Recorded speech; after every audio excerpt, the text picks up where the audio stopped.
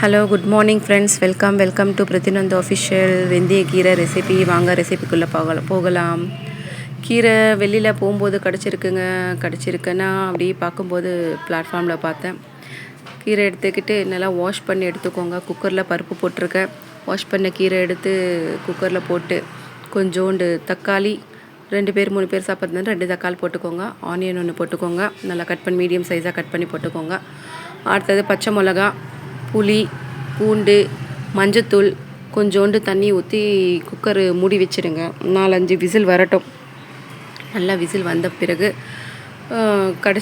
கடிச்சிடலாம். ஒரு குக்கர் எடுத்து அப்படி நான் குக்கர்லேயே காட்டிகிட்ருப்பேன். காலையில் டைம் ஆகிடுச்சி, அதனால் கடகடான்னு செஞ்சிட்ருக்கேன். குக்கரில் உப்பு போட்டு மத்து போட்டு நல்லா கடிச்சிட்டு அதுக்கப்புறம் ஒரு கடாயில் எண்ணெயை ஊற்றி கடுகுத்தம்பருப்பு, காஞ்ச மிளகா, கருவேப்பிலை போட்டு தாளிச்சிட்டு அதை எடுத்து அதில் போட்டுட்டு ஒரு கொதி விட்டுருங்க. அவ்வளோதான், வெந்தய கீரை ரெசிபி ரெடி. பாய்.